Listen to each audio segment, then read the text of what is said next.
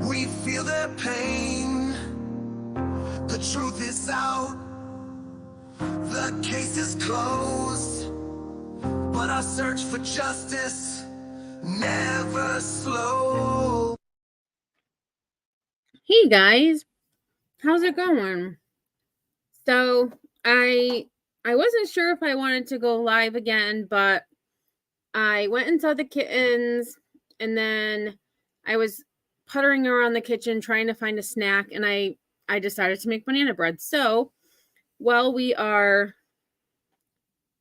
I am waiting for my banana bread to get done, I figured we would watch some of day 4, which is today, because day 4 is pretty long, and I have a feeling that the jury is going to get the case tomorrow.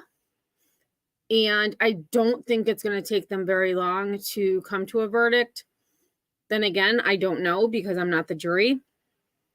So we'll see. We'll see. Hey, Evil Queen, thanks for being here. Evie Marie.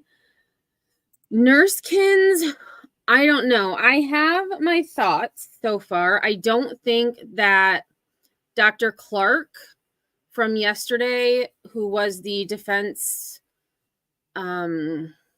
expert witness, did any favors for them. I feel like if he hadn't talked so much, and I don't know, like I just thought that it was, his testimony was too long. He talked too much. I was starting to get tired. The jury was probably getting tired. They were there, we split up day 3. We did some yesterday and some today, but to stay there all day, I feel like the jury would have been just like exhausted and maybe even zoned out. I don't know. In my opinion, I believe that the evidence so far shows that she knew what she was doing. She knew right from wrong. And the one thing that I can't get over is when she was calling her friend. And I learned today she actually FaceTimed, not just text, not just call. She FaceTimed her friend to come over and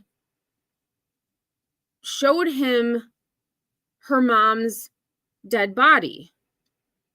And then told the friend that, I read an article after the live. It was something to the effect of, I have 1 shot for the head, 2 for the chest, and I have 3 more for when my stepdad gets home. It just, I don't believe the whole blackout, like she blacked out. I just feel like she only blacked out for like an hour. It's convenient, in my opinion. It's a little too coincidental. That's all. Yeah, and that's what I'm saying, Nursekins. It was, I don't know. Hey, AMAC. Eva Marie, thanks for being here. Yeah, I don't know. But so we're going to do at least 2 witnesses. The first witness, I don't remember who the first witness is. I think it was a counselor. The second witness, though, is I believe what was her name? Kirk? Something Kirk, who was her therapist. So Evie, the friend, I don't know. He did testify, though. He did testify. And, I mean, honestly, I don't think that her friend should face any consequences, only because, 1, he didn't know what she had done. She had just, based on what the, so far in court, she just asked them, her friends, like, can you help me? And actually, it was the one friend, this BG they're referring to, had asked her, like, because she had said, I need help. The friend said, should I call 911? She said no. And I feel like, I don't know. I had a blackout once in college. I don't remember anything that happened. I was told afterwards. So, like, I remembered nothing. And the doctor is saying that she knew some of what was happening. Like, it wasn't like a complete blackout, I guess, where, you know, she knew that her stepdad may have been hurt. She knew certain things. And I'm like, I don't know. I just feel like, you know, especially with this Dr. Clark, he didn't meet with her until the end of August. This happened 5 months ago. So I feel like his testimony for me would be more impactful if he had met with her almost immediately after this event had happened. Because 5 months, you're only really looking at how she's been in prison and in jail. She's in jail right now. And she's being held in solitary confinement, which was interesting because the doctor had said he published a paper on juveniles held in solitary confinement. And I thought, isn't that interesting? I also did, I don't know, I think it was maybe Sunnyside. I can't remember who had asked me this question earlier in the live about the insanity plea, but I did find an article, and this is from Court TV. It states that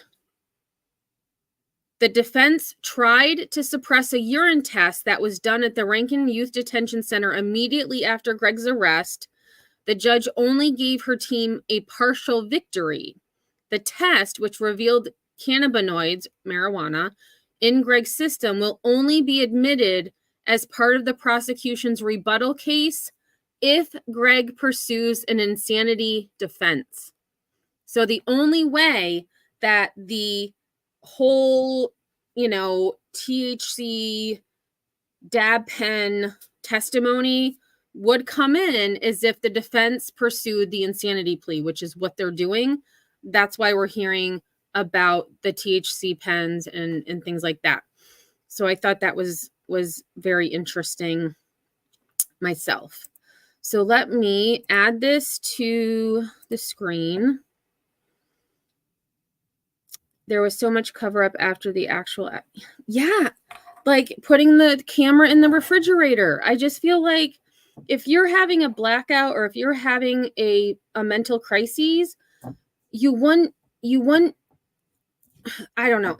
I've never had it happen, but based on what I know, I feel like you wouldn't have the sense of mind to take the camera down and put it in the refrigerator.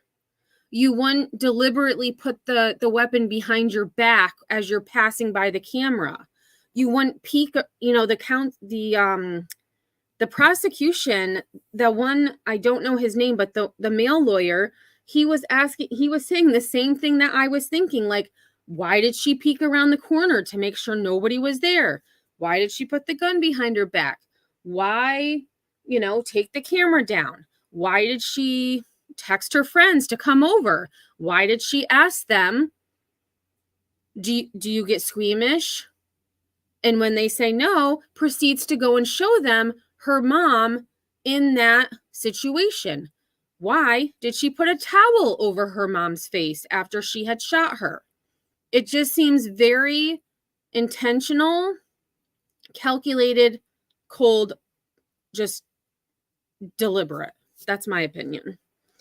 But I said I would hold my after I hear all the testimony, but based on what we finished today with the defense, so the defense rested, I am not convinced that she did not know right from wrong. I'm not convinced. All right, so let me, and there's no closed captioning. Oh, I have Court TV. Hold on a second. I don't want the Court TV one. I want the law. I want the law and crime one because they have, here it is. They have closed captioning. Court TV does not. And I do not like that. I like the closed captioning for those who Maybe watching but can't listen. Okay.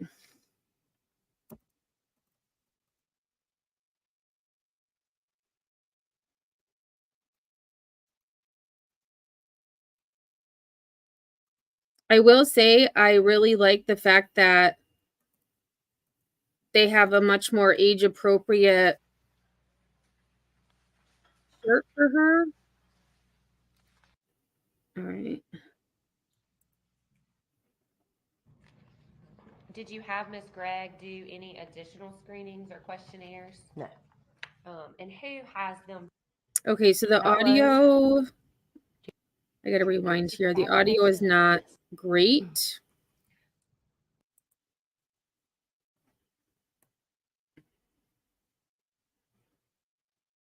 Oh, I guess they don't have closed captioning yet either. Okay.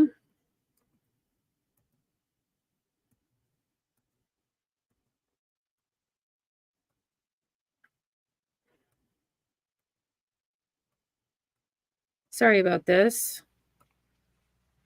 Allow themselves to be exposed There we to go. media accounts and social media or any news account of this case. Everyone checking. Wow, the mics aren't working very well, are they this All right, the time? defendant having arrested, the state may call any witnesses it wishes to call in rebuttal. Olivia Liber.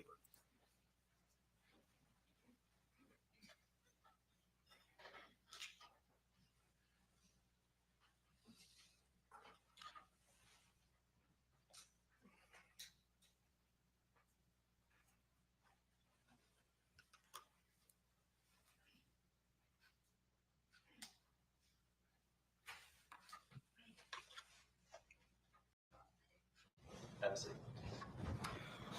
You adjust yourself up to the microphone. You don't have to speak directly into it. Okay. But do what you speak to that lady in the very back row over there. Okay, got it. You understand that you're now under arrest, so you're sworn answer subject to felony perjury. All right, you may proceed. If you would, Olivia, introduce yourself to these men and women. I'm Olivia Liber, And Olivia, where do you work? Precise Mind. And tell us a little bit about what Precise Mind is. It's an outpatient mental health clinic, and we do research and mental health care for all ages. Just to be clear, you're a little nervous today, right? Yes, yeah, I am. Is this your first time to ever testify? Yes. All right. How do you, and what is your role at Precise? I'm a psychiatric mental health nurse practitioner. And can you kind of tell us a little bit about what that is and what you do? Yeah. I got a degree with a master's degree in advanced nursing practice. So I chose to specialize in psychiatric mental health. The nurse practitioner program requires 1,200 hours of clinical practice, and we have to do different specialty groups, have experience with different specialty groups like geriatrics, adolescents, outpatient and inpatient psychiatry. So it's just a specialized nurse practitioner role, provider role. And when did you do that? That was 2.5 years ago, and I graduated in December 2021. And have you been at Precise the whole time since then? Yes. Mm-hmm. And what is it that you do? I know you told us that you're a nurse practitioner there, but what is it that you actually do, like with patients at Okay. Precise? We evaluate them and assess them, and we diagnose and then do medication management. When you're evaluating them, is it important that they provide you accurate information? Oh yes, very. And why is that? Because we base our diagnosis on that.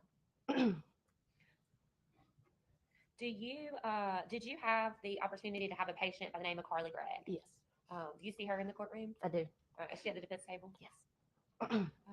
Olivia, I want to talk to you. Do y'all keep medical records of your treatment that you provide to patients? Yes. And did you do that with Ms. Gregg as well? Mhm. Remember what it's trying to do?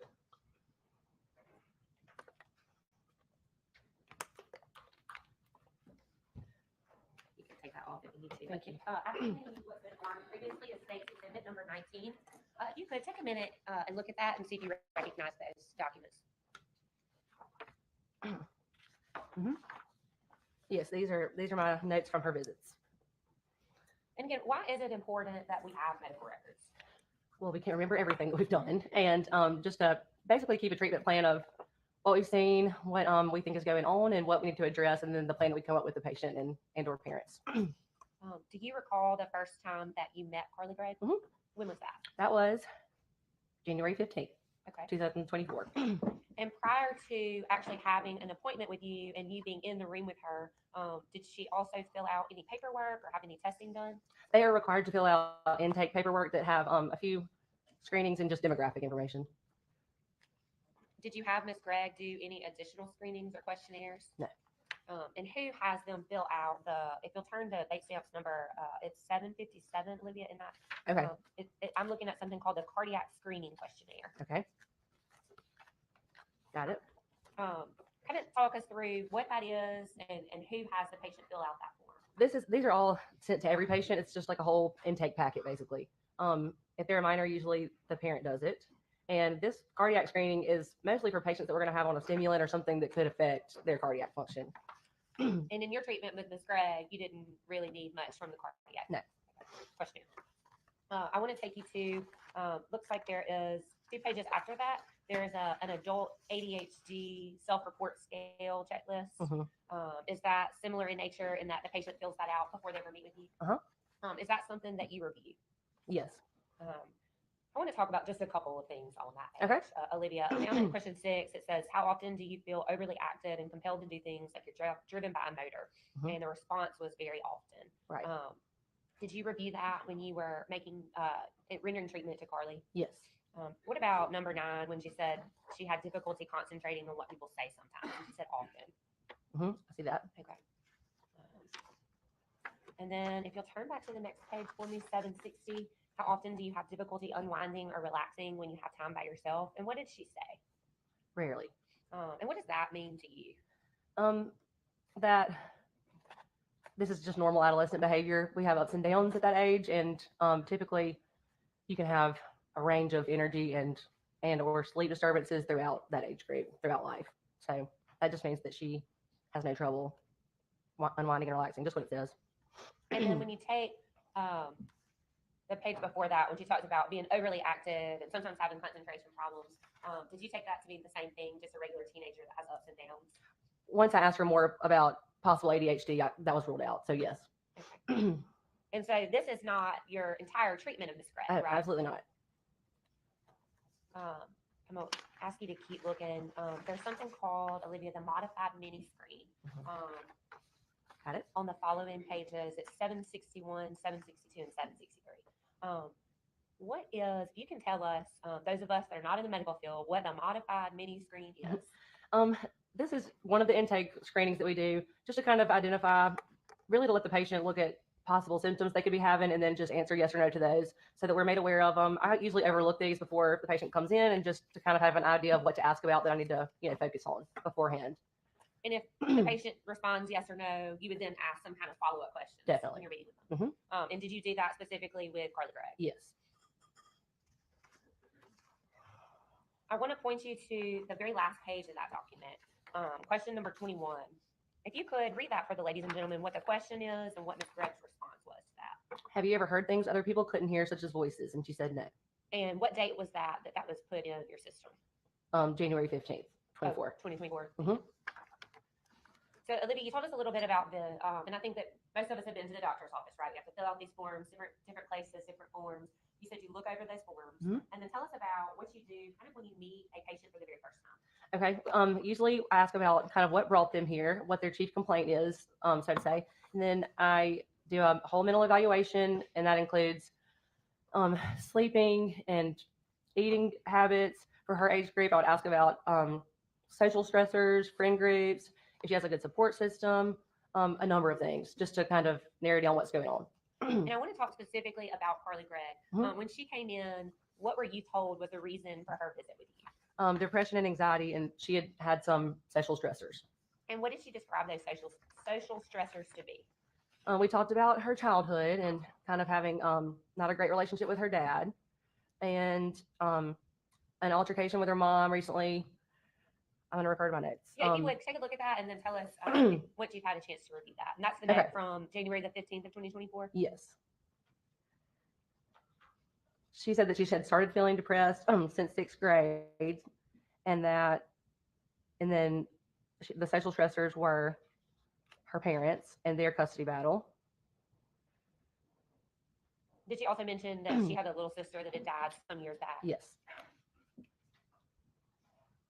I want to ask you, it says that about midway down, it says she's in the 10th grade at Northwest Rankin, and she loves school and is the valedictorian. Yes. How did you get that information? I was mostly asking about school in regards to ADHD and ruling that out. And so I asked her how school was, and she said she loved it. She's a great student, and she's a smart girl.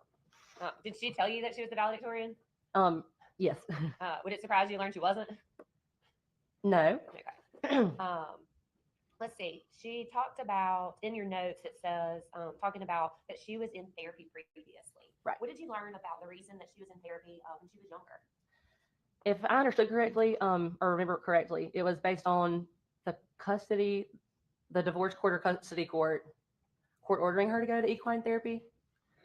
And who was that for divorce? If you don't know, that's okay. I think it was a custody battle between her dad and her mom. Her biological dad. Right. Okay. Thank you for clearing that up for us.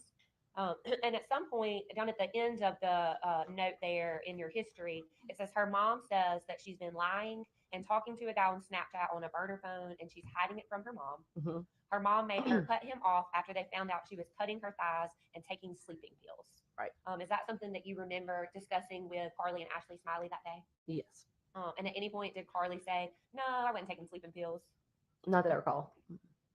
And at some point after your evaluation with her and you're in there on that first day, was there discussions about maybe getting her some medicine to try to help with her issues? Yeah. Tell us about that. First, we talked about counseling, and that was definitely recommended.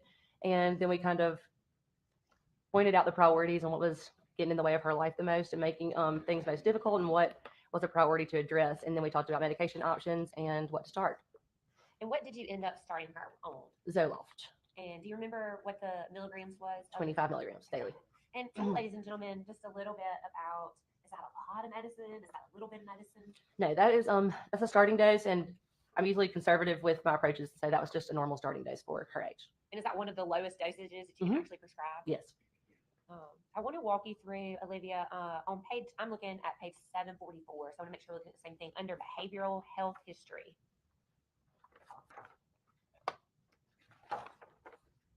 Which page was it? 744 down at the bottom right. I'm still in your January 15, 2024. Okay, one second. Got it. Down there it says, Carly had grown tired of counseling and wanted to stop. Do you remember them talking to you about that? Yes. Can you tell us a little bit more? After the equine therapy, she had tried other counselors that she wasn't necessarily happy with and stopped at some point. And it actually even says down there, subsequent providers appeared far less impactful as Carly grew disillusioned with the courts. Right. Were those your words or something that they told you? This portion was filled out by Ashley. Okay. Thank you for that. I want to take you to the next page where you talk about mental status, exam, and risk assessment. And if you could tell us what that is and what you're looking for. We're really just observing for any kind of abnormal behavior or things that stand out, like memory, attention span, they articulate well, if they're cooperative, and then mood, affect, if their judgment is sound, and if they have any presence of psychosis, hallucinations, delusions. So I want to walk you through a couple of those for Carly on January the 15th. Okay. What did you report her psychomotor behavior to be? Well coordinated, which is normal. What about her speech? Normal rate and volume. She wasn't talking really fast or really loud. What about when you go to her about her cognitive abilities on that day? Can you describe for ladies and gentlemen what you said about her attention span and concentration? They were always within normal limits. Her orientation to time, place, and person. She was oriented to all. And so what does that mean? That she's aware of where she is, who she is, and the date and time and situation. What did Carly report regarding her recent memory, her ability to recall things? That it was within normal limits. And what about remote memory? So things that were not happening right at that moment, but kind of in the past. Same. Down a little further, you talked about her emotional state. Can you tell us what her mood and effect were? They were during the appointment. It was normal and alert and oriented and appropriate. Her judgment and insight that day, is that something you also took into consideration? And what did you determine to be Carly's judgment and insight? Within normal limits. I want to take you, Olivia, to there's a section in that assessment about thought processes. Could you tell us about what you observed and what your records indicate about whether or not Carly was having abnormal or psychotic thoughts on January the 15th, 2024? She denied those. And did she ever tell you that she was having those types of thoughts before January the 15th of 2024? No, she denied hallucinations or delusions. And what was your diagnosis of Carly from your encounter with her in January 15th of 2024? Adjustment disorder with mixed anxiety and depressed mood, and then major depressive disorder, single episode, moderate severity. So for those of us that are not in the medical field, will you break that down for Yeah. us and just tell us kind of what that means? Sure. An adjustment disorder is basically just based on a stressful situation that might have happened that is their reaction to that. So it's pretty common, especially in her age group. So, and then there's a specifier that you can add that says with mixed anxiety or depressed mood. So I added that. And then major depressive disorder.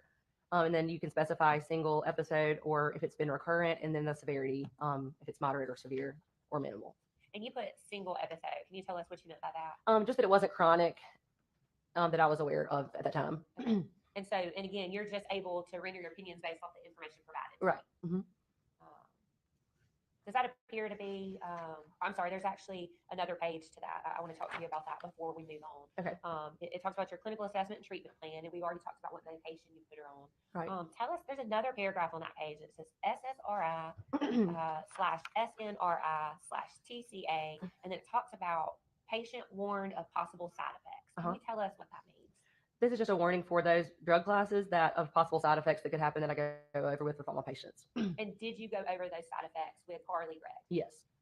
And one of those side effects is self-harm, right? So what do you tell them, if they're having thoughts of suicide, what do you need to do? Go to the emergency room, call us, and stop the medication, or go to the emergency room if you are afraid that you're going to harm yourself or others. And at any point between January and the next time you saw Carly, did she tell you that she was having any trouble with her medication? No. I want to talk about the next time that you had the opportunity to provide treatment to Carly. Was that on February the 14th of 2024? Correct. And the notes I'm looking at say that was a telemed. Right. And it was mom was present. So tell ladies and gentlemen, what does that mean, telemed? They just have the option to do in person or a Zoom call for their appointment. And what did Carly tell you? There's sort of a history provided by the patient. What did she tell you about the medication she was on at that point? That it had not really had an impact on her at that time. So kind of what was your discussion about? We're on 25 milligrams. And then what did you talk to them about? How it's affected them and if they've had any bad side effects. And if they have not, then, and it has not done anything like for her at that point, then we usually go up on it. And I want to talk about those side effects because your medical records specifically say the patient denied SI, HI, and ADH. So if you could walk us through, what does it mean when it says patient denied SI? Suicidal ideations. And when she denied HI, what does that Homicidal ideation. and what about when she denied AVH? Auditory visual hallucinations. So she's denying seeing things that other people don't see and hearing things that other people don't see. Right. Did she also deny any other side effects from the medication? Right. You did a mental assessment and risk assessment on Ms. Gregg again on that day. Can you walk us through that day? Was she oriented to time, place, and person? Yes. And did she report having any trouble with recent memory or remote memory? No, not that I saw. Down under thought processes, did she report having any abnormal or psychotic thoughts? No. And again, on page 3, in the records, it talks again about these SSRIs. And I think I failed to ask you, Olivia, is Zoloft an SSRI medication? What does SSRI mean? Selective serotonin reuptake inhibitor, and that's the drug class for Zoloft, and that just means that it increases the available serotonin in the synaptic. What is serotonin? It is a neurotransmitter that most people call the happy neurotransmitter, and it affects mood and sleep. So when you put somebody on an SSRI, the goal is to try to make them a little bit happier. Right. Hence the antidepressant medication is Yes. going to help depression. Yes. And it says that, again, the patient was warned of any side effects. Do you recall if you specifically went back over that with them? I don't recall. Okay. Was that the you had a telemed conversation with them? Carly discussed that she didn't feel the medicine was really doing anything to her, so you decided to up it to 50 milligrams. Was there an opportunity that you had to see Carly after that? Yes, one more time. One more time. Okay. And was that in person or was that telemed? That was telemed as well. And the records that I have been provided show that you saw her on March the 12th Right. of 2024. That's right. Could you tell us about what was relayed to you by Carly on the 12th? She said that the medication was making her feel like a zombie. And what was your discussion with them? What she stated that she kind of felt something like? I never want that for any adolescent. So we definitely were not going to increase it. And we just decided to go ahead and switch it to a different medication so that she didn't have that flatness and take away her personality. When you talk about switching the medications, did you tell her to stop taking the Zoloft? Tell us about what your recommendation was. I recommend tapering off so that you don't have any kind of discontinuation syndrome, which is a possibility, or rebound symptoms. So I told her to take 25 milligrams of Zoloft for 10 days and then stop it, and then start the Lexapro for 5 milligrams at the same time. I want to back up again. I'm not in the medical field, so I want to make sure that tapering off means the same thing, I think. Okay. So she's on the 50 milligrams. Right. And then you want to put her on 5 milligrams of Lexapro. Simultaneously as going down on the Zoloft. So the Zoloft, you're saying, like, come down a little bit of this while we're taking this so that you don't just get off all the medicine. Right. Weaning off. And you said something about to rebound effects, to prevent rebound effects. What does that mean? If you have a discontinuation syndrome, if you stop your medication abruptly, there's always a risk for symptoms to come back, maybe worse, and then other things that just are uncomfortable whenever you're withdrawing. And you don't know when you prescribe people medication whether they're adhering to your recommendations or not. No. At any point during that evaluation with Ms. Gregg, did she report that she was hearing voices? No. In fact, I think the very last line you said, again, she denies suicidal ideations, that she denied homicidal ideations. Is that right? Right. And that she denied AVH, auditory visual hallucinations. And you also did a mental status exam and risk assessment of Ms. Gregg from that day. Right. And I'm looking at your records, base stamps number 754. Could you tell us what your findings were with regards to whether or not Carly Gregg was oriented to time, place, and person? She was still oriented within normal limits. So again, she knew where she was, she knew who she was, she knew the time. Correct. Her recent memory, what did you determine? It was normal. Intact. Excuse me, I didn't mean to interrupt. I'm sorry, it's intact. At any point in your providing treatment to Carly Gregg, did she tell you, I'm having memory problems? Not that I recall, no. Did she ever tell you about any blackouts, any lapses in time? No. You go down and you talk about her judgment on that day. Could you tell us what your findings were with regard to that? Within normal limits. And her thought process rate? Normal rate and rhythm. So if you would, I don't think I'd asked you about that, Olivia, before now. So she had said on her questionnaire there were like some racing thoughts sometimes. Right. But when you observed her, what does her thought process rate was normal and in rhythm mean? That it was not racing. And that was the same on all 3 times that you had come in contact with her? Right. And then she also, you had questions and reported in your records that there have been no thoughts of abnormal or psychotic thoughts. Is that correct? Right. So to be clear, at no point in the 3 times that you treated Carly Gregg did she report hearing voices. Right. At no point did she report that she was having lapses in memory. Correct. Did she ever use the word derealized? No. She never described herself as feeling derealized? No. Did she ever use the word disassociation? No. Are those words that people typically use when you're treating them as patients? Not typically, no. Those are more like clinical terms. Right. Court's indulgence. No further questions.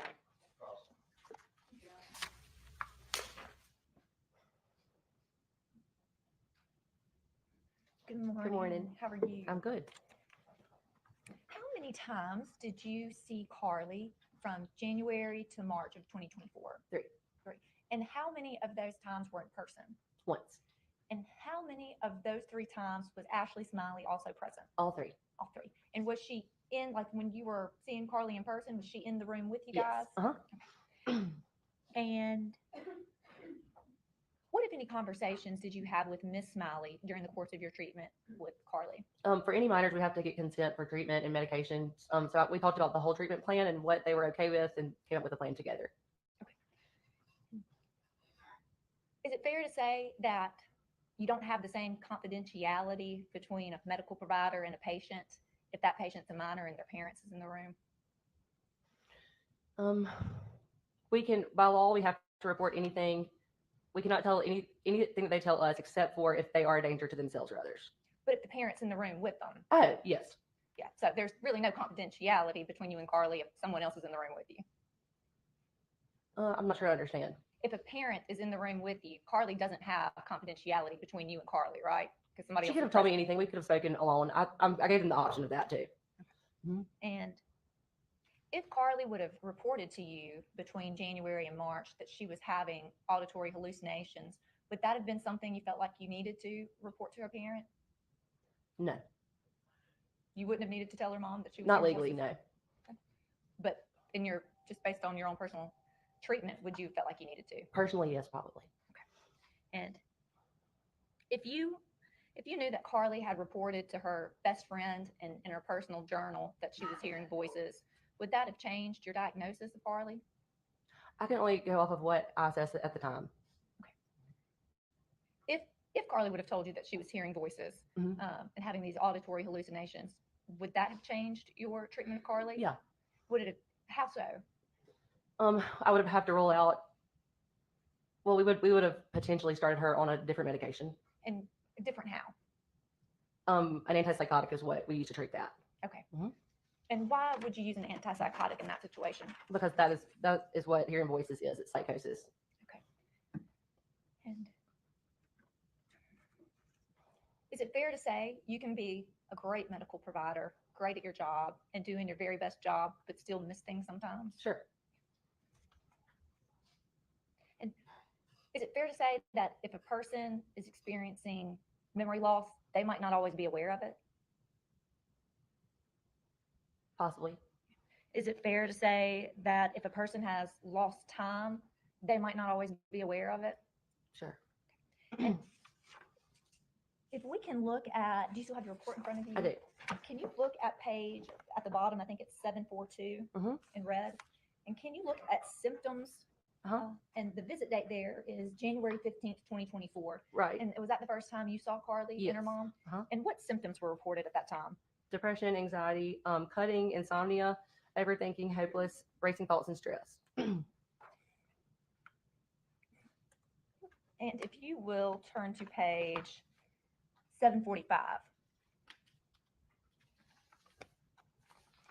Okay. And again, this is the same visit date, January 15th, 2024. Yeah. Can you read what's written there under family behavioral history for father? It says father, manic bipolar, ADHD, drug, alcohol, and prescription abuse. And this was filled out by Ashley. And is bipolar disorder, based on your knowledge and experience, is bipolar disorder often hereditary? It can be. And can you tell me what's the difference between someone feeling sad and a major depressive disorder? Yeah. We all have changes in mood. Sadness is considered normal, and a depressive episode or depression, major depression, is something that interferes with their daily life. Okay, so it's affecting how you function. Right. And if you could, will you turn to page 748 with me? Okay. And if you look at the last paragraph on that page, the first sentence, and this is, I guess, when you're going over your Right. prescription medication. Mhm. And again, this is still from January 15th, 2024. Can you tell me what's written there on the sentence that reads, this can lead to? This can lead to increased thoughts of self-harm. Many psychiatric medications have been shown to possibly worsen the symptoms or cause increased thoughts of self-harm. Please stop the medication and notify the clinic if this occurs, and seek help in the emergency department if you do not feel safe. So it's commonly known in the medical community that sometimes if you put somebody on an SSRI, it can worsen the symptoms they're already experiencing. The black box warning is for self-harm and suicidal thoughts. So that is a possibility. What is a black box warning? Something for the whole class that's considered serious. Okay, so it's like a warning. Mhm. Okay. And if you will, I just have one more question for you. If you can turn to page 753. And this was your March 12th, 2024 visit. Uh-huh. And can you read the second sentence on that page? And this was after the telehealth visit with Carly and her mom. It starts with, she said she doesn't like the Zoloft. Right. That it makes her feel like a zombie. So we will wean off of it and switch to Lexapro. And then will you read what patient's mom? The patient's mom declined Prozac as she herself took it years ago, and it gave her suicidal thoughts. Okay. And is that what Miss Miley reported to you that day? Yes. Thank you.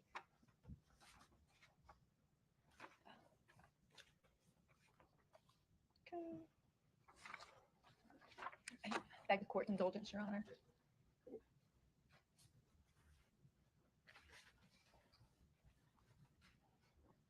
Is it fair to say sometimes patients don't tell you everything you need to know? Right. Yeah. Does that happen more so, like not just with children, but with all patients? Well, if they're not telling me, I don't know. But it's fair to say that that happens. Yeah. No, it's under the witness. Direct examination.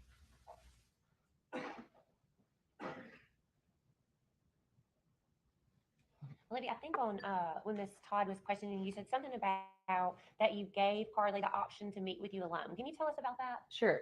Usually I ask right when I go get the patient out of the waiting room, do you want mom to come or do you want to meet first alone? And I don't recall whether she wanted to be alone. If she wanted to be alone, I would have seen her alone, of course. And that didn't happen in this case. No. Ms. Todd asked you about if a person was having memory problems, they might not report it. They might not know to report it. Right. Did Ashley ever report to you that Carly was having memory problems? No. Did Ashley ever report to you that Carly was having disassociation? No. Did she ever report to you that Carly had said that she feels derealized? Objection. Regarding the asked and answers is improperly read. Overruled. Did Ashley report to you that she had ever had homicidal thoughts while she was on Prozac? No. I She want wasn't on Prozac. Ashley. Oh, no. The medication, and Miss Todd thankfully had you read that whole thing. It talks about self-harm. Uh-huh. It never says that it can cause homicidal thoughts, right? No. And in fact, none were ever reported to you in this case. Correct. Ms. Todd asked you about the medical history on page 745 regarding Carly's dad.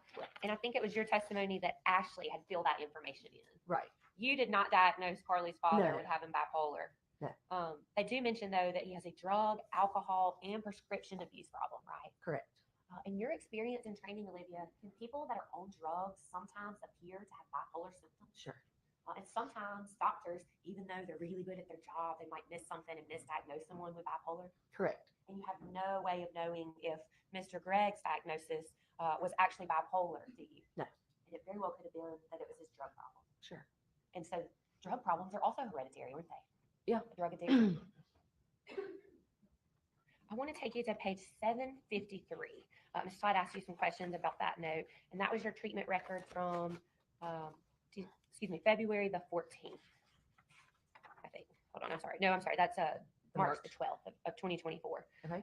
That very last line, what did you report regarding Carly's sleep habits? She reported good sleep. So March the 12th, 2024, she's telling you that she's sleeping well at night. Right. Again, just to be clear, you can only treat with what you're provided with, the information you're provided with. Correct. And you were never told that Carly had any memory lapses, No. any auditory voices. Right. No. No further questions, Your Honor. And this witness be finally excused by the state. Yes, sir. By the defense. You're free to go. Please leave the exhibit. State may call its next witness. State calls Rebecca Kirk.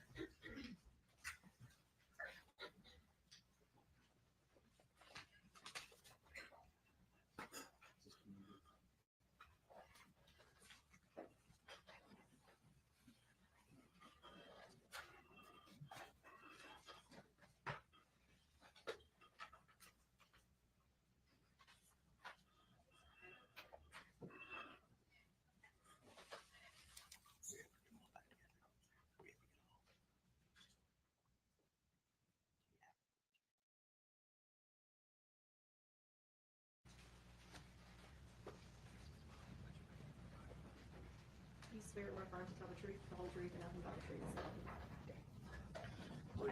Say, adjust yourself up to the microphone. It's not necessary that you speak directly in the microphone. I need you to speak loud enough that lady up there in the corner can hear you. Okay? Do you understand that you're now under oath and your answers are sworn answers subject to penalty of perjury? All right, you may proceed. If you would introduce yourself. My name is Rebecca Kirk. I'm a licensed professional counselor. And Rebecca, where do you work as a licensed professional counselor? I'm an owner of a small practice called Magnolia Counseling in Madison, Mississippi. If you could tell us just a little bit about your educational history. I received my undergraduate degree in English education from Mississippi College, and I taught some prior and most of it simultaneously while I've been a licensed professional counselor. And then I received I taught accelerated English mostly, so gifted students chiefly in the 9th grade at Madison, Rosa Scott for 14 years, and 2 years in Virginia.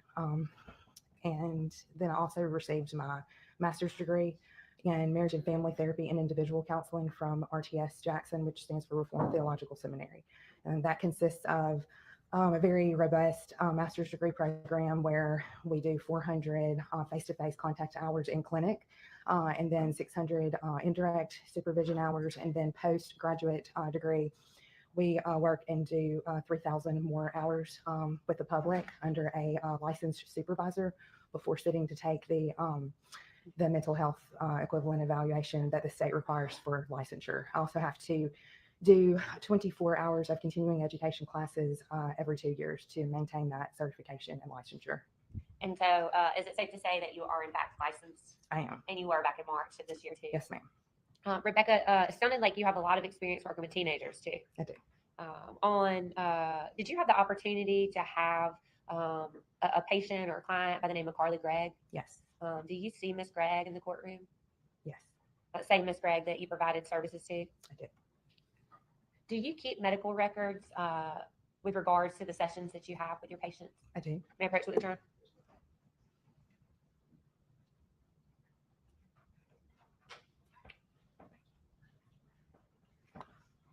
Rebecca, I handed you what's previously been marked as State's Exhibit S21. Actually, I think that's maybe Defense Exhibit D21, excuse me. If you'll take a look at those for us. Do you recognize that document? I do. And what is that?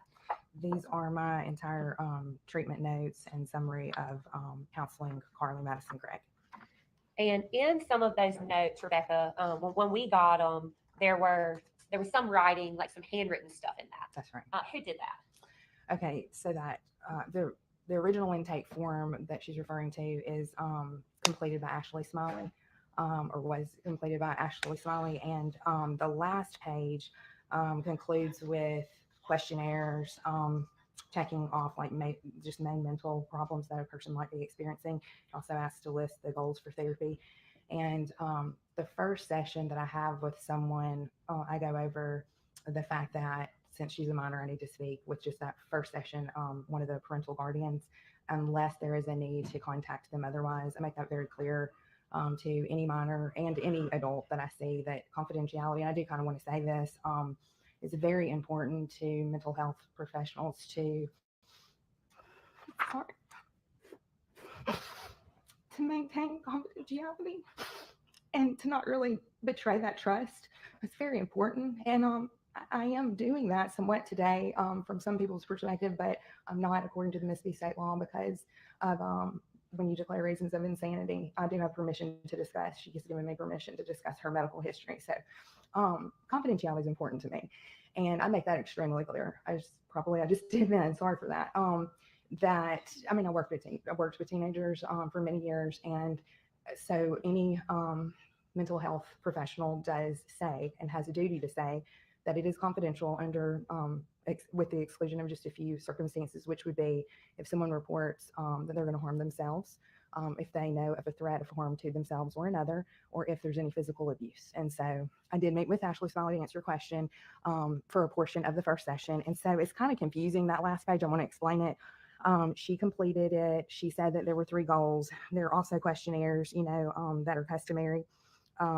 Is it helpful for me to describe what's on this last page? Or no? Sure. You'll just tell us. Sure. If you would, what was the date that this paperwork was filled out? This was her very first session with me, which I think was January 22nd. Does that sound right? 2024. Your records reflect the first time you know there was January. Yes, that's right. I see it here. Mm-hmm. So, and I apologize, I interrupted you a little bit. Yes, if you'll just tell us sort of what this handwritten note reflects and kind of talk us through that first visit with Ashley and Carly. Okay. So the first note that I have was completed, or the first set of goals on that last page of the intake form says by Ashley, she wants to feel better about herself. And secondly, another goal would be self-care, management, internal thoughts. So then I followed up, and she also wrote, Carly has been complaining of sleeping trouble and thoughts of depression, hopelessness. We discovered issues of cutting and taking old sleeping pills. Those issues have been removed and controlled, but also signify the possible level of depressive thoughts. So then I would continue to just question Ashley Smiley and, wrote down on the same sheet some of the answers she gave me. And then I met with Carly the same session and added to some of that information on the same page that Carly, based on talking to Carly. See, kind of down at the bottom of that page, Rebecca, there's some things. It's kind of almost like a checklist. This actually says checklist of current functioning. And then somebody has marked easily angered. Do you know, is that something that you would have done or that either Ashley or Carly did? Either Ashley or Carly, and I would assume it would have been Ashley, but then I confirmed and went over it verbally with Carly as well. So they both reported that she was easily angered. Yes. It does say that she has intrusive or disturbing thoughts. Did y'all talk about what that meant? Yes. Just basically, I asked her, one of the biggest things that you do is you ask why now, because a lot of times people do war with common stressors and then more severe ones. And I wanted to know exactly why they were coming. And Ashley had said that Carly had been cutting herself, or she had found an old iPod. And in that old iPod, she found out that Carly had been cutting herself for some time. And she also described some dark thoughts. And so I tried to kind of get to the bottom of what that was, thinking that they were, representative there by that check mark of has intrusive, disrupting thoughts. And at some point they talk about, you have notes, and it looks like they mentioned that Carly has trouble going to sleep at night. That's right. And that seemed to be a big deal to her, the sleep issue. When you're treating a client, how important is it that you're getting accurate information from them? Extremely. Again, that trust is so important. And so if you're not receiving the correct information, you can't see the whole picture. So you can't really treat the person in the appropriate ways, tailored for them. We talked about that you had a meeting with Ashley and that you met with Carly. Who knows Carly better than herself? Yeah. No one, right? Right. So I want to ask you, Rebecca, on this first meeting, did Carly ever report to you any use of illegal drugs? No. Did she ever report to you that she was hearing voices of any sort? No. Did she ever report that she was having any sort of hallucinations? No. Did she ever report to you that she was having memory trouble? No. What about feeling derealized? Did she or Ashley ever bring up the word disassociation? Mm-hmm. And to be clear, I want to talk about the first day, but was there ever a time in your treatment of Carly that she reported that she was having any sort of blackout? Like there were times where she didn't remember what she'd done? No. So on the first visit, you kind of go through the current functioning and the checklist with Ashley and Carly. Mm-hmm. And then you actually provided some chart notes from that same meeting. That's right. If you could, I think you talked about this, that mom reported there was a burner phone. Mm-hmm. If you'll look down on page 2 of your records, it says mom was upset that she lied and when she asked about the relationship. Is that something that Ashley conveyed to you, that she was upset Carly was lying to her? Yes. And then when you go down a little bit, there's a little bit of handwriting. I think it says her bio dad. Correct. Who wrote that in the records? I did. It was a grammatical just edit for clarification. And to be clear, there's some other times in the records that when you produce these, you went in and kind of wrote things. Because I want to be fully present, but I also want to take, records of what's going on for my need later to help her. See, it says that she was 4 when her parents separated due to, and you put his and then her bio dad's pill, alcohol, and pot addiction. It goes on to say he was getting high in front of her. Do you remember who told you that? Yes, both of them did. Ashley actually kind of broke down teary-eyed in the session, which I inferred was what we all feel as parents, which we, feel, am I the best parent? She felt a little bit, I read and then told her this is not your fault, because she had discovered that he had been doing that for quite some time before Carly told her. It may have been like a year and a half, and I didn't get the impression that visits were often, but I mean, that's irrelevant. She, when she went, said that he would be high constantly in front of her with drugs all around. And then when she did tell her mom, she stopped, and then they were in actually court, discussion with trying to terminate his rights, I guess, permanently. And that was actually going on while she was seeing me. And so she's got these other things that Ashley's told you about, the sleep trouble and the things, but you also learned in meeting with them that there's a custody battle going on. Correct. What about your note also says she was also taking sleeping pills because last month she hadn't been able to sleep and woke up at 2. And then it talks about now she's taking melatonin. So I want to be clear, in your records, it appears that the melatonin is not the sleeping pill. Correct. In fact, it was my perception at the time that was one of the things Ashley was upset about, is that she was taking sleeping pills. Did they ever tell you where she'd gotten those? No, I know nothing more than that. Sorry. Is there anything else that you recall specifically about that first interaction with Carly that we have not discussed? The whole impression of working with her overall seemed to me to center on what was making her cut, these dark, nights of the soul, so to speak, when when she reported having like existential thoughts about life and, you know, the meaning and things like that.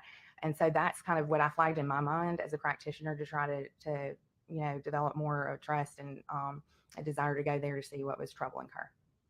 And do you recall, you said you kind of build rapport, trust with these people. Do you remember how many times you actually saw Carly between the first visit and your last visit with her? Yes, I saw her every week, every work week, once a week, for a total of 9 sessions, which would have been 9 hours, not counting that time with Ashley. So it would have been a little less that first session.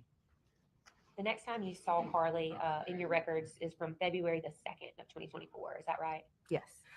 I want to talk to you. It says persons in attendance, patient. So can you describe for us, what that means?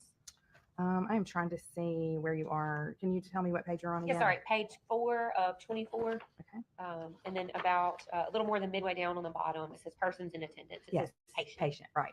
What does that mean? She was the only one there from session 2 to session 9. I spoke and interacted with only her, with the exception of Ashley always brought her to her appointments. I think that's an accurate statement. I think her stepdad did come with Ashley maybe like once or twice. I know like on Valentine's Day, for instance, they were together. But he didn't ever come into the room. No, nobody ever. It was just the waiting room. So I would see them in the waiting room and, you know, that was all. On that same page, Rebecca, you did, it looks like kind of an assessment of what you might do of a patient each time you meet with them. That's right. Could you tell us what you observed of her behavior that day? Yes, it says appearance, normal, grooming and hygiene, attitude, calm and cooperative, behavior, no unusual moments or psychomotor changes, speech, normal rate, tone, volume without pressure, affect, normal range, congruent, thought process, goal directed and logical, perception, no hallucinations or delusions, orientation ×3. So that's like, you know where you are, like, you know the time, you know, you can see where you are, hear where you are, those kinds of things. Memory, concentration, short and long term intact, insight, judgment, good, mood, stable and angry and sad. So she reported to you that she was angry. Mm-hmm. And I want to take kind of a couple of those one by one, Rebecca. Okay. You talked about behavior, no unusual movements or psychomotor changes. Can you tell us what that means? Yes. Sometimes people are just very clearly on edge and they can't get to a calm place. And that's evidenced by a lot of movement in their chair or their body that's maybe not related to their emotional feeling of something they're describing necessarily. And then just like rapidity of speech, like very rapid, maybe loud speaking, things like that, maybe looking around a lot. And you didn't notice any of that? I did not notice any of that ever. And it says her thought process was goal directed and logical. What does that mean? She was able to carry on a conversation coherently without distraction, and that would have been okay if she was distracted. But she's very gifted and very, you know, good with her words, and we discuss things in a normal manner. You said perception, no hallucinations or delusions. What does that mean? She was not reporting seeing or seeing anything that wasn't there, or, you know, not being present with reality or anything of that sort. And what about her memory and concentration? What did you notice from that day in February the 2nd? Her short and long-term memory seemed fine to me. I want to talk to you about what your actual note says from that day and that visit. It says she's frustrated that her friends don't take school as seriously as she and loses her patience. Tell us what you meant when you wrote that. She was gifted, as you know, I think is a clear fact. She really enjoyed school, and I taught her type of student for 14 years. And so she had like an excitement to talk about school. And she also, I thought that probably one of the things she was dealing with that was difficult for her was possibly that sometimes when you're so gifted and different from others in any way, it doesn't have to do with that, you might feel lonely and a little bit more isolated. So I kind of attributed it mentally. I made a mental note that was probably a relation there. But she was just the patience part. She was just described like being frustrated with peers who were not as quick as she, and that she knew she could be a little rude with them. We also kind of talked about it's difficult when your mom maybe is a teacher too, because you appreciate good teachers and know how hard they work. And Rebecca, your notes say that she's regretful when she snaps at them and hurts their feelings. So Carly was reporting to you that she's like snapped at some of the kids at school. Yeah, and I did not get the impression it was in a violent way, but maybe like her temper, she knew that she was losing her patience with them. And later on about midway, it says she gets angry at others sleeping through such good teaching. Yeah. That's kind of what you were talking Mhm. about, that she Yeah. recognized she had good teachers. Yeah. I want to talk to you, Rebecca, about the next time that you saw Carly. I think you told us that you were seeing her pretty much weekly. Mhm. The next record I have is from February the 9th of 2024. That's right. Want to talk to you again about what you observed from Carly and what you put in your notes regarding her behavior. Okay. You just want to know Page that. 6, yeah. Of 24. Okay, the appearance and stuff. That's right. Okay. Yes. I think, let me just look at it to make sure I'm not misspeaking. Everything that I read a while ago, and I can read it again if the jury would like that, was normal, except the only change I made was her appearance. I specified her appearance was goth-like, wearing her grandmother's batwing black goth pants and straight hair partly in her face. But everything else was in normal, and it's her behavior, Mhm. her speech, Mhm. her affect, her thought process, Mhm. the fact she was not having hallucinations or delusions, Correct. her orientation to time, place, and what's the third one? I'm sorry. Times 3. Time, place, in your hearing, like Okay. just all of your 5 senses, Okay. you're aware. And then memory and concentration, short and long term, were intact. Yes, correct. And then you also have some treatment notes from that day. That's right. I want to point you down to, it's toward the bottom of the paragraph. Toward the bottom of the paragraph, it says she has started cutting. If you would, can you read that sentence for me? Yes.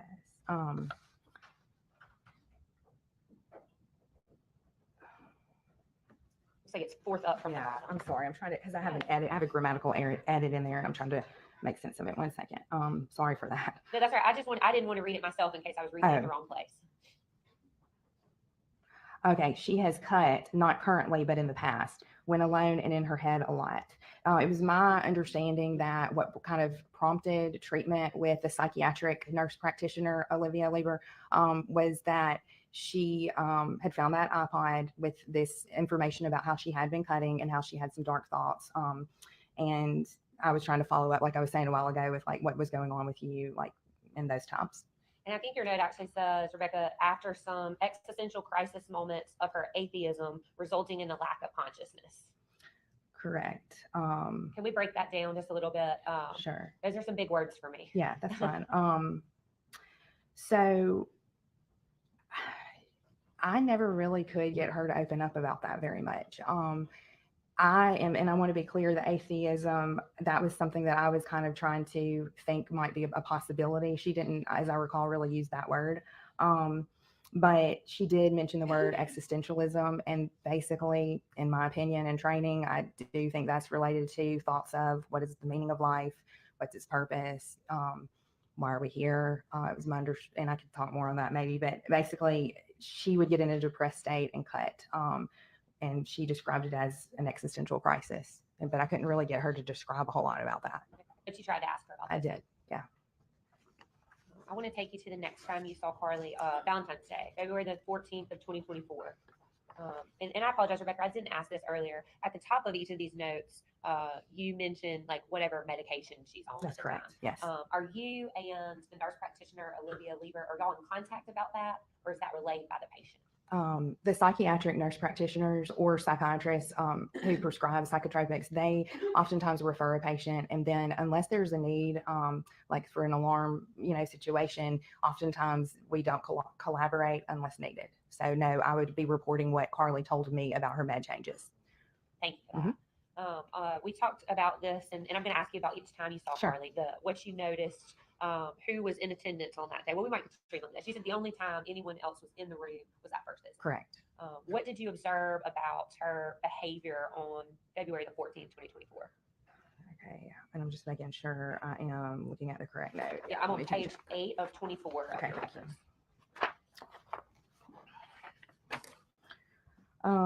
Everything that we have prior discussed was the same. The only difference was her appearance. This time was just black clothing, not necessarily her grandmother's batwing black pants with the black shirt. I want to take you to the next page, Rebecca, about midway down. She says, your record says she rated hating herself, including her humor, and says she wouldn't be her friend if she wasn't her because she's dismissive of others' ideas when she knows it's wrong. Was that something that Carly related to you? Yes. Tell us about that. she seemed to again be struggling with maybe some social stuff that I believed was stemming from her feelings of being different and having such a zest and fervor, and she really does love to learn. And so she would just talk about, it seemed like she was being introspective about like what kind of a person am I. And it seems like a lot of her conversations, at least up to this point, revolved around her at school. Yes, that's correct. Was she kind of obsessed with being great at school? Yeah, she liked school a lot. And she was glad that I could tell that she had been affirmed a lot in her life for being intelligent. And so she was proud of that, but she also just had a genuine love for learning. I want to take you to your next visit with Carly, February the 21st of 2024, and talk about her appearance. Does it look like that's the same appearance and behaviors, thought process, no hallucinations, no delusions, things like that we talked about? Correct. Right? Nothing has changed. Your treatment note, the very first line of that says she's reading The Castle and she likes it and will read Crime and Punishment. So you told us earlier that you were an accelerated English teacher. Yeah. What is The Castle? Because I don't know. I actually do not know that one very well. I just know that they're well known. She also mentioned that she wanted to read The Bell Jar. But I had wanted to read Crime and Punishment for a long time, and I've actually owned a copy for 21 years. So I was really glad that she wanted to read the classic. I knew that was a classic. Can you tell us, what is Crime and Punishment? Kind of what's that story about? Crime and Punishment.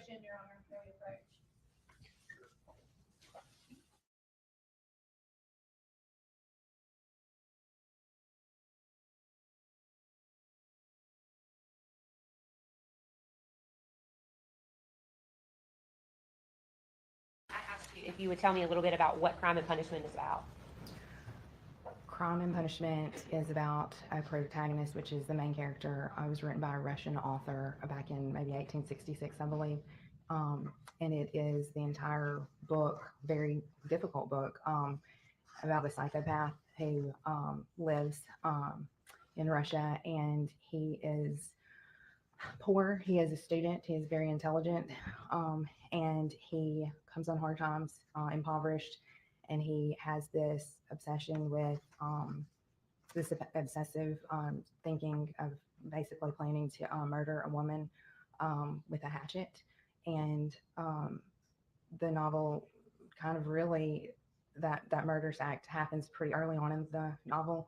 And then the remaining novel continues to kind of be about his processing of it. And he even published something in the paper about why people kill and things like that. Anyway, and then he eventually is sentenced because of his admittance of his crime. That kind of also was found out as well. But he was declared insane, and he served 8 years in a Russian labor camp. And when he was in the Russian labor camp, he was unrepentant, and he did not think that what he had done was wrong and that the woman deserved it. He did actually kill her sister too with a hatchet to her skull, but that was kind of an accident because she came home too early. And Rebecca, in your notes, you'd actually underlined the fact that she was reading that book. Well, that was just for grammar, because you're supposed to underline the title of a book if you can't italicize it. Okay. Did you and Carly have any other discussions about reading any kind of literature, like kind of dark literature like that? Not that I can recall, no. And to be clear, in this note, she had not yet read it. She was reading The Castle.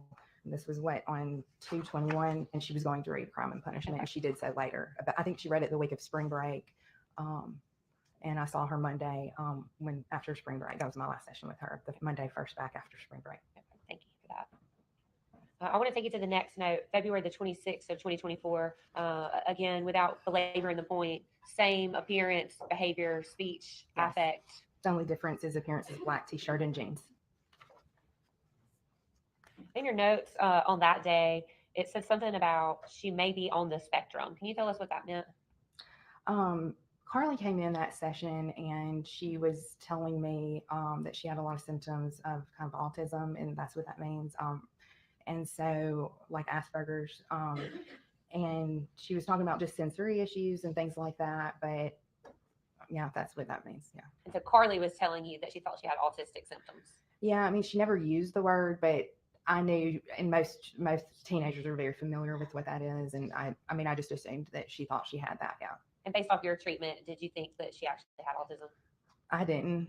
She did report too that her mother didn't either. I want to take you to the next time that you saw Carly, March the 5th of 2024. Again, you saw her in person. Correct. And the history given regarding attitude, behavior, speech, affect, thought process, perception, orientation, memory, and concentration, kind of all that's the exact same. That's correct. In your note on that day, you have CBT and attachment therapies were discussed and explored to help alleviate anxiety. Can you tell us what that is? Yeah, CBT is shorthand for cognitive behavioral therapy, and attachment therapy. So those are just, there are many, many different forms of therapy that we're trained in, and cognitive behavioral is really good for depression and anxiety. It's about kind of trying to analyze your unpleasant thoughts and basically, for lack of better words, get a grip on them and have a better life experience. Attachment therapies are rooted in this well-known belief and research about the parent-child bond and how we feel attached to people in our lives and how that influences us.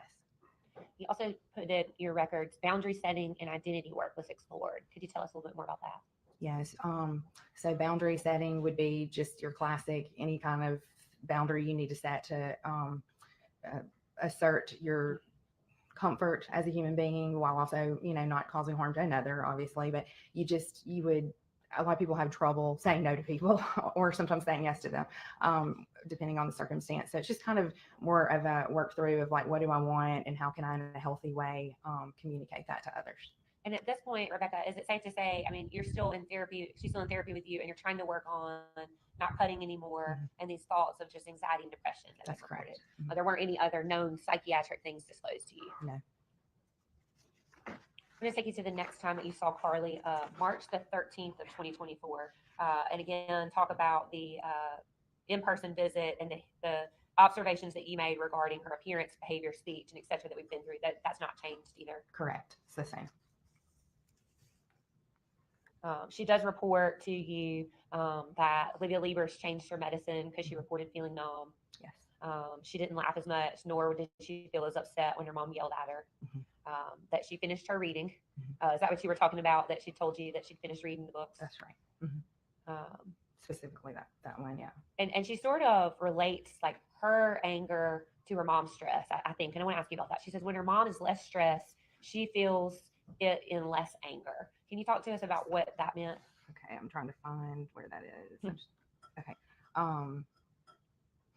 Yes, that's kind of a poorly worded sentence. Sorry about that. I was kind of trying to do it while attending to her. But basically, she appeared to me to feel some codependent feelings, or maybe be a little bit codependent on her mother's emotions. And when Ashley felt something, Carly, seemed to be affected by it.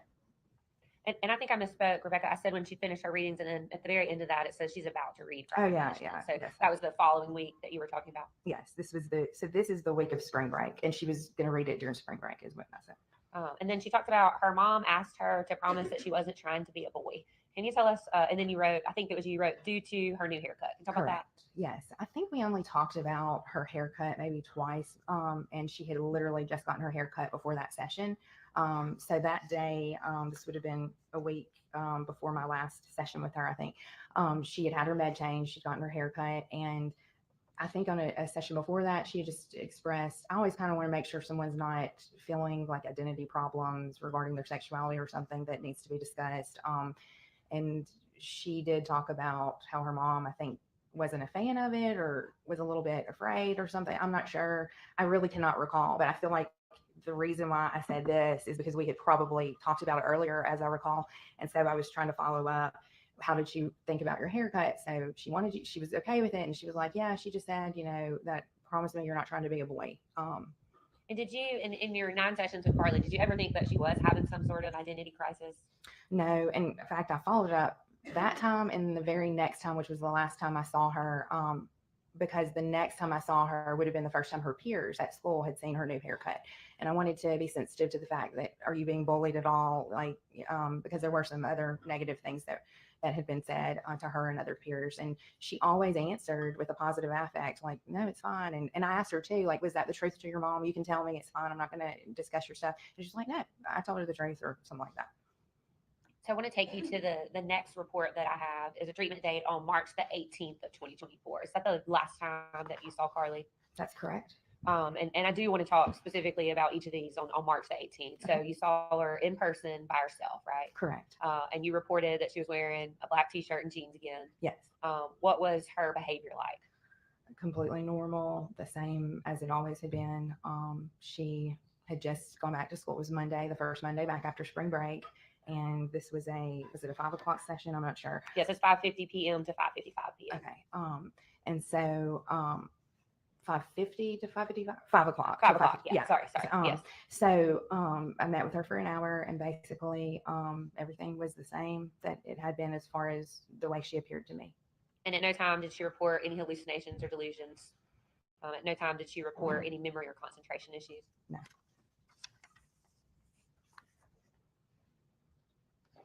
I want to take you to page 19 of 24. This is regarding your psychotherapy notes, that last visit you had with her. And she talked about kind of walking on eggshells consistently while mom's around. And I think you touched on this a little bit. Carly was maybe a little bit codependent on Ashley's feelings and behaviors. Can you tell us kind of what you meant, what that meant about walking on eggshells? Yeah, but I think I want to say something a little bit before that, if that's all right. Yes, please. I honestly kind of had to lead this session with her and try to dig into some of the stuff that she might be feeling, because I was starting to really kind of wonder if I was really serving her the best I can. And, if I can and someone else can, I want to refer someone.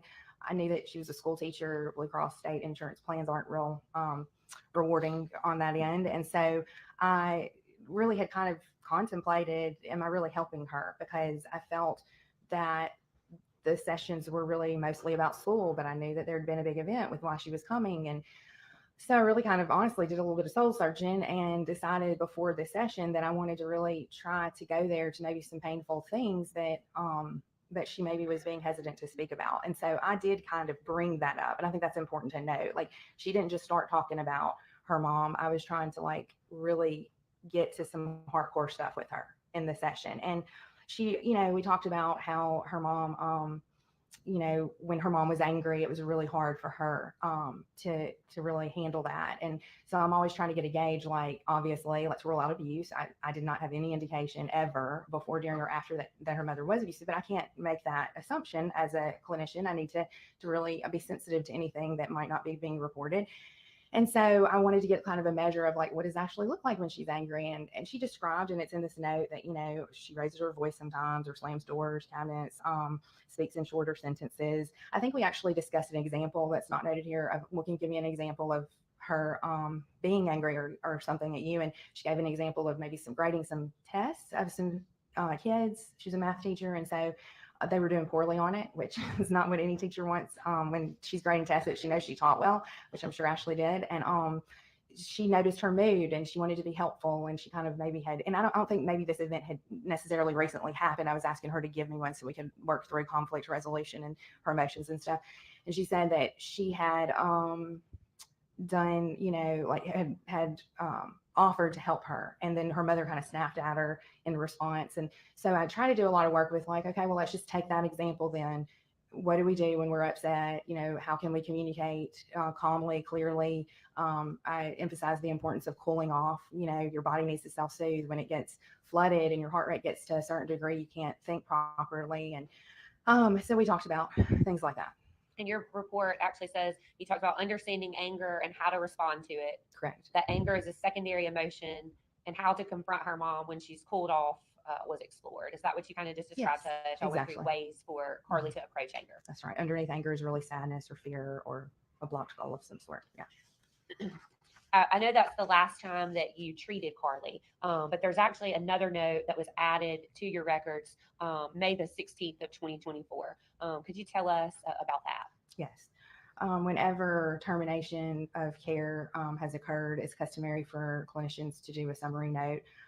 Either, sometimes very, very rarely, it just, no communication ever happens, but oftentimes it's the joint, agreement, or the agreement of one versus the other. And this was a very different case. And so I had to write a summary report on it like I would any other. I want to talk to you a little bit about that, Rebecca. Okay. It talks about within 24 hours, something terrible had happened. And you state in your last session with me, she appeared emotionally stable and she had no suicidal or homicidal feelings suspected by me nor spoken by her. So I want to ask you about that. You said that she didn't tell you about any feelings. She didn't think that there was anything like that going on either. No, that's correct. And then you also noted that she did not indicate that her medication change from the prior week was negatively affecting her. Correct. What did you mean by that? Well, anytime that a person's prescription meds change, you need them to be very concerned about side effects, depressive thoughts, feelings of suicide, things of that sort. And so I wanted to follow up and make sure she wasn't experiencing any negative reactions regarding that. You also said that, excuse me, nor did she appear different from any other sessions, nor emotionally unstable or dysregulated. Can you talk about what that means?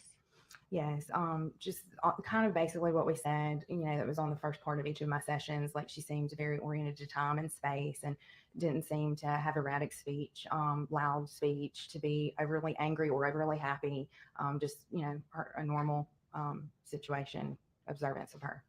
And then you go on to say she did not appear melancholy nor zoned out emotionally. Can you talk about what you meant there? Yeah, she had reported several times that, at least one time maybe, but I feel like I maybe wrote it more than once, I'm not sure, that with some of the Zoloft, she felt like a zombie. And so, she never really appeared that way to me ever, but she had reported it. So I put it in my notes when that had occurred. But I was saying here that I didn't notice any of it as well. And you talked about how you had gone through conflict management with Carly on the day before the incident. Correct. I think you also talked about kind of what you observed between Carly and Ashley's relationship. Can you talk about why you thought that was important to put in your record? Yes, sure. Well, ordinarily, termination of care is in a very different manner, and I knew that this one was a very sad act that occurred, and I wanted to be clear that I did not ever observe them together other than in the waiting room, and I never really saw, anything that would allude me to believe that, or hint at any kind of very severe danger or threat. At any point during your treatment and sessions with Carly, did you think that she was being physically abused by anyone? No, never. In fact, I asked several times about the stepdad, and I'm very confident in her response, verbally and non-verbally, that it felt very much to me like that nobody that she was living with had been abusing her. Now, her biological father, yes. And she described some incidents where he had been physical with Ashley as well. Mm-hmm. And then what about, I didn't see any note of this, but did she at any point ever report that she had been sexually abused by anyone? No, she told me she had not. Court's indulgence. No further questions, Your Honor.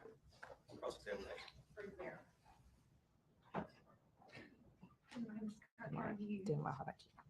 Just fine. My high school English teacher is about to be very proud. I too read Crime and Punishment, and you're right, it was written in 1886 by Dostoevsky. And isn't it true the main protagonist of that novel, Raskolnikov, killed his neighbor? The woman he killed was his neighbor, and he killed her because he hated her. Yeah. Yeah, I'm sorry, could you speak up? Yes. Yes. Mm-hmm.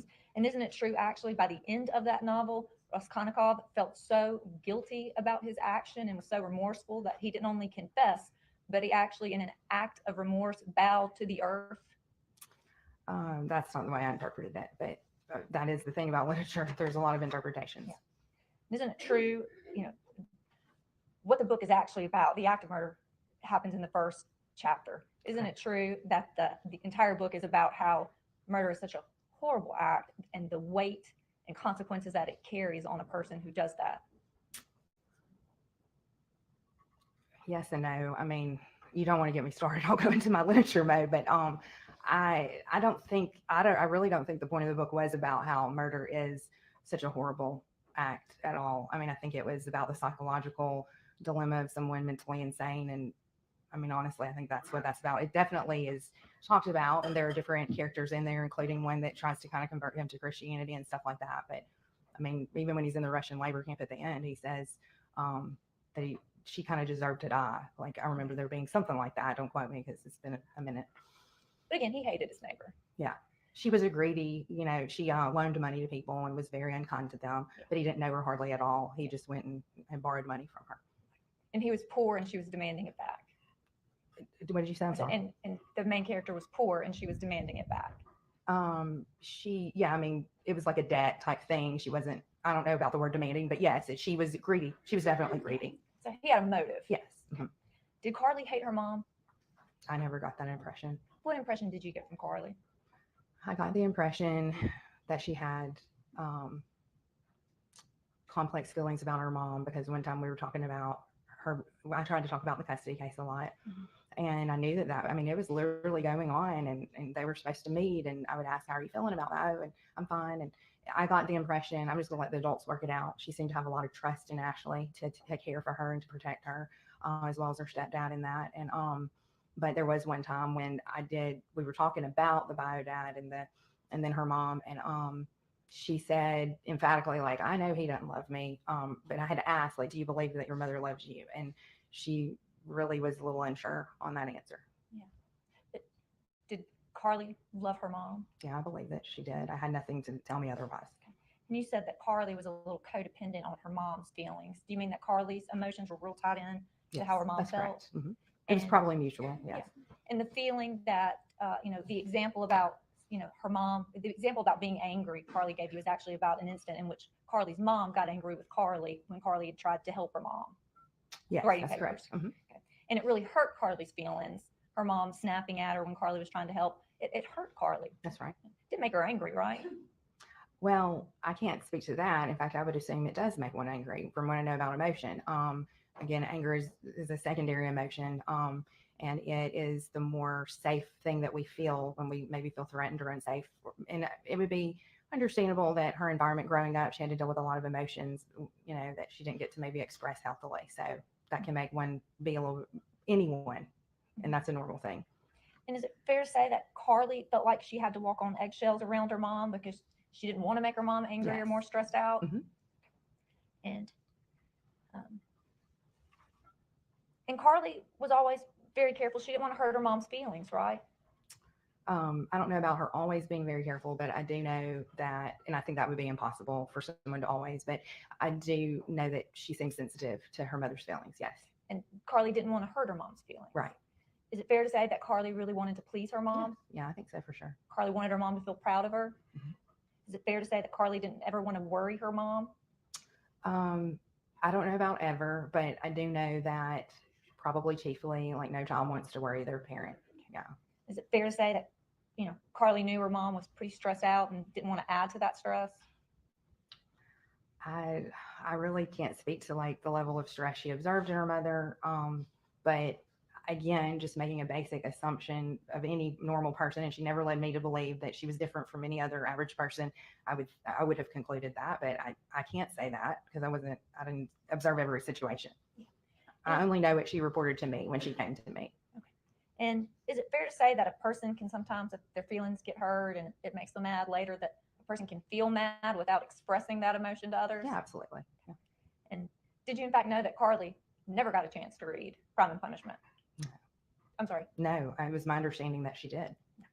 Well, it was your understanding that she was planning to? No, right? I thought that she told me when she came back the Monday after spring break that she had read it, but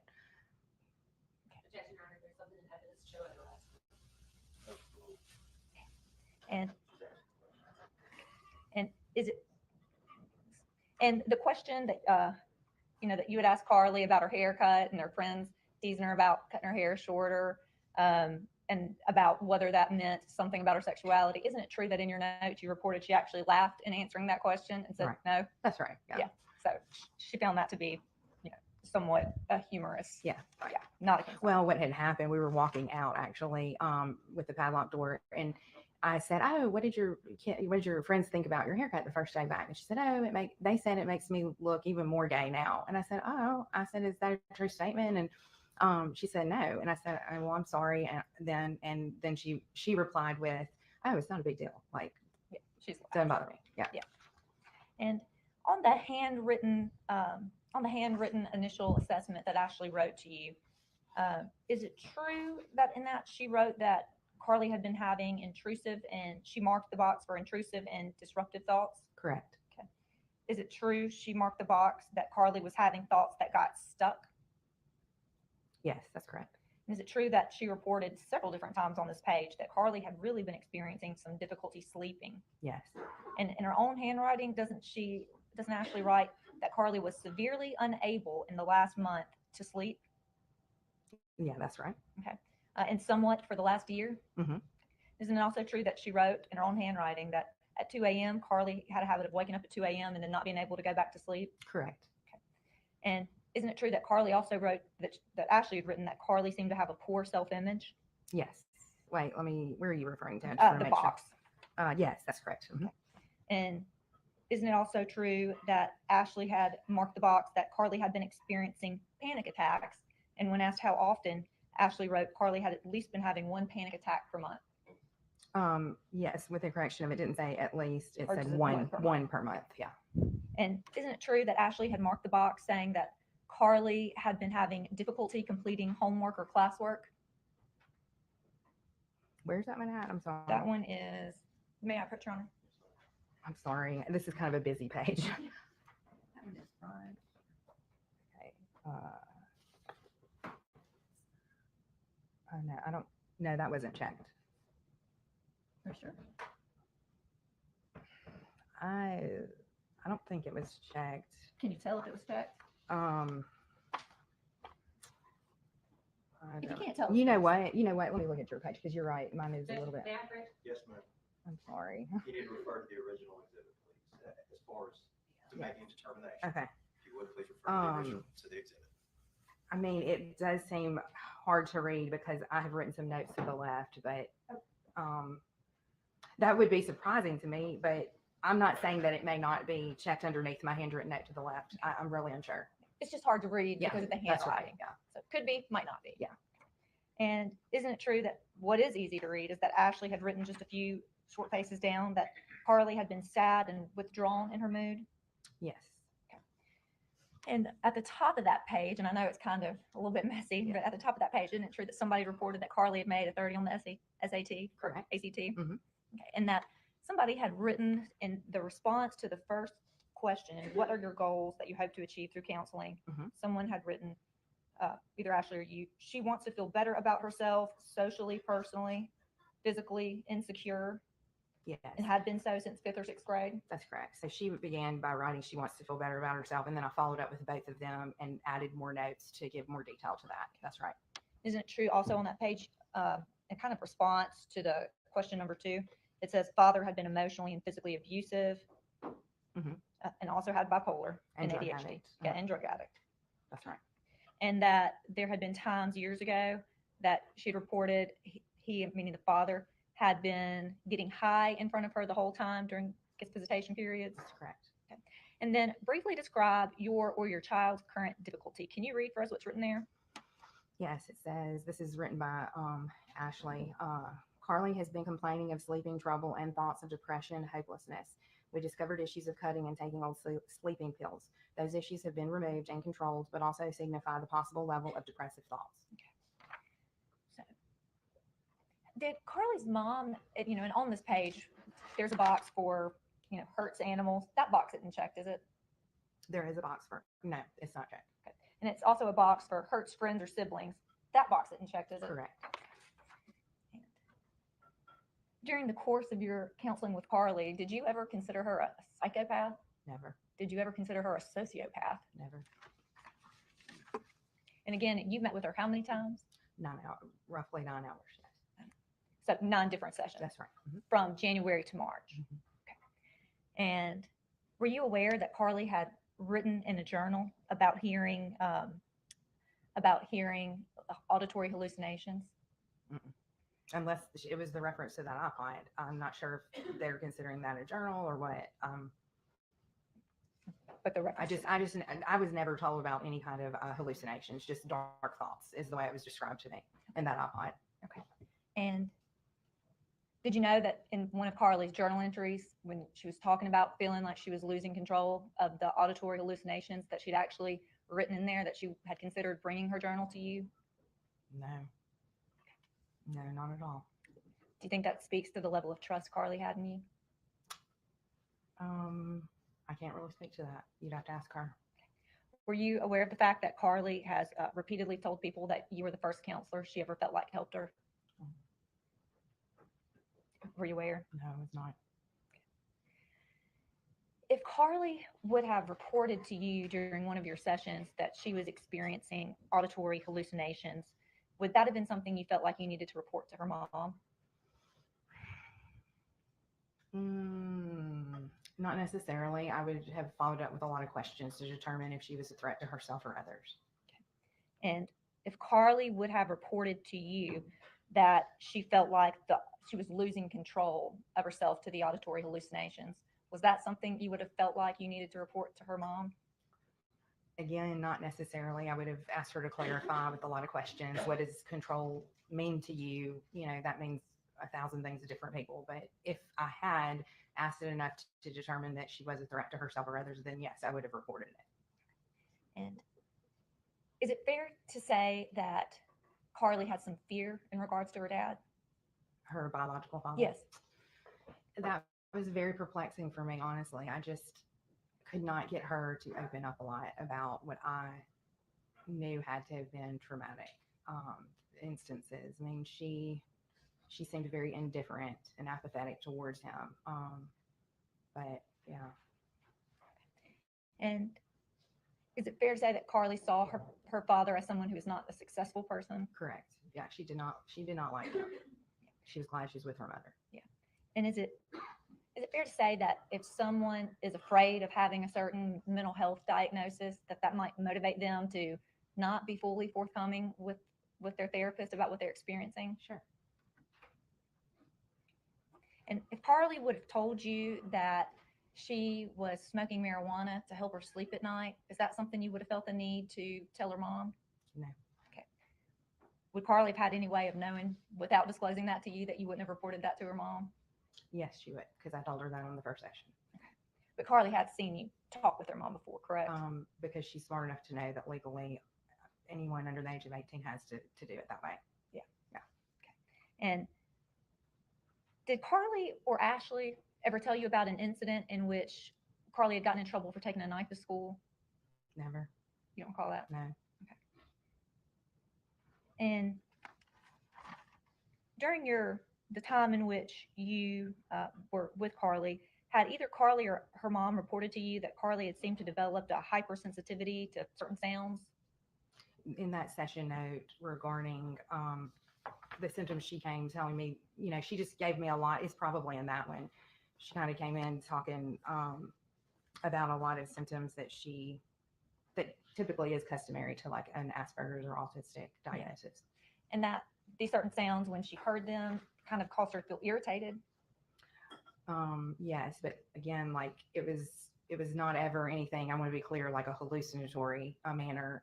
It was all in the context of that person's tapping that pen or tapping their foot or something like that, you know? Yeah, not furious, but just annoyed, Yeah, irritated. Right. Yeah.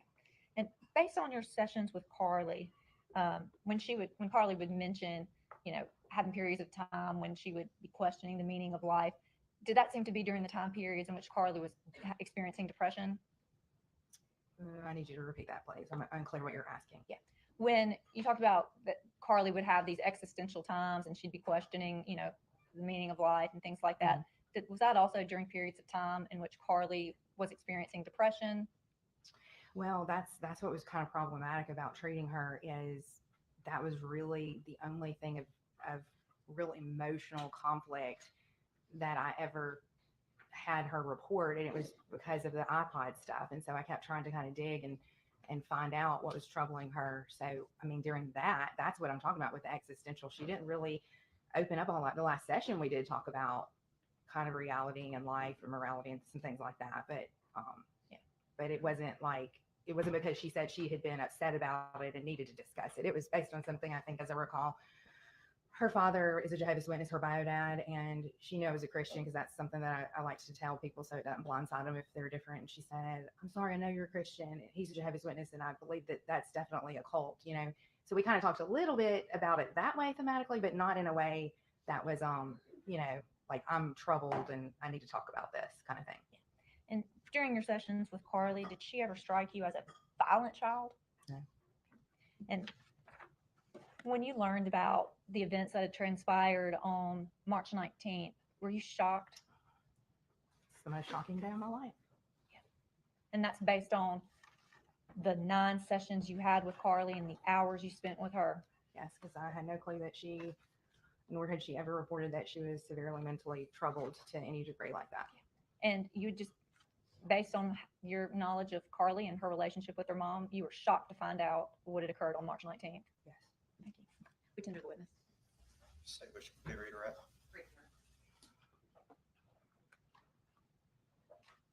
Rebecca, as a therapist, how many people do you see that have complaints about depression or anxiety? Almost every single one of them. How many of them have gone on to kill their mom? 0. Oh, sorry, her. Before that, none. Do you have any patients that have ever reported hearing voices? I have sometimes, yes. And how many of them went on to kill their mom? None. You were asked about whether or not Ashley being mad at Carly made Carly angry and hurt her feelings. And I think you talked about anger being the second emotion. Did that make Carly angry? Sorry, you got to answer. Yes, sorry.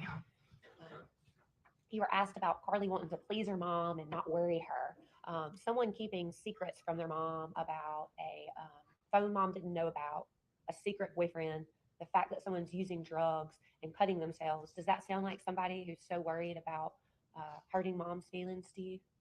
Can you please repeat that question? Yeah, sorry, it was a bad one.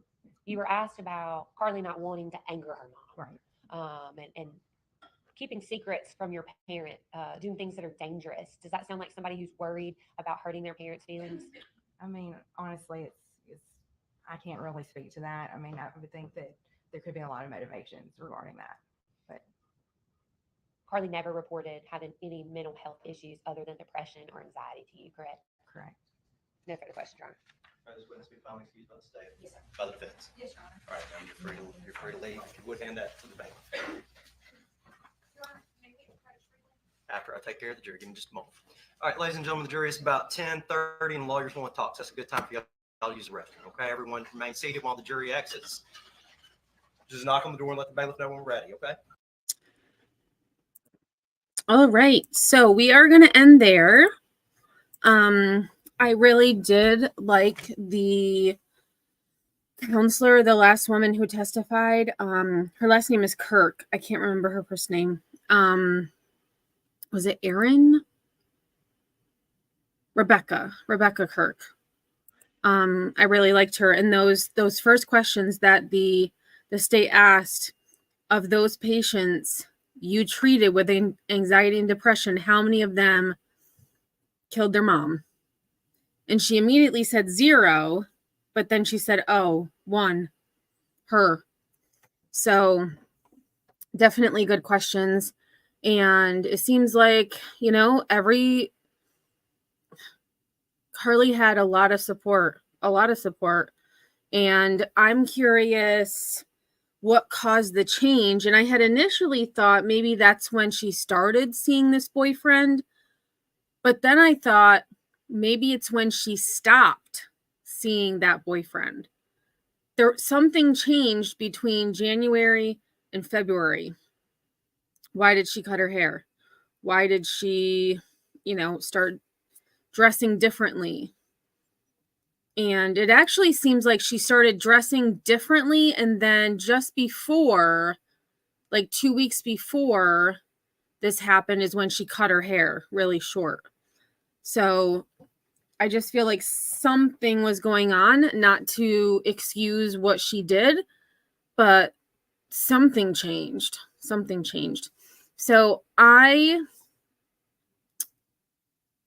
am going to schedule my live for tomorrow at 3 p.m. So we will finish up day 4, which was today. And I did look, closing arguments are tomorrow. So the jury will be getting, I'm assuming the jury will get the case tomorrow afternoon, because I'm sure they don't want to spend the weekend and then come back Monday. We'll see. Sometimes, things take longer than we think. So I will be back tomorrow at 3 p.m. and hopefully we'll be able to finish up. Let me actually just look, because we went a little bit longer than I had thought I would. We still have I'd say about 6 hours, give or take. So we'll see. I mean, there's breaks in here. I'm sure there's a bunch of sidebars. I did read that the judge gets really mad. Like he was not happy with either side today, and he seems to be a no nonsense guy for sure. So I hope everyone has a great rest of your night. I'm not going to do a closing because I've been on a little bit too long today, but I hope everyone has a great rest of your night. And until next time, I will see you on the flip side.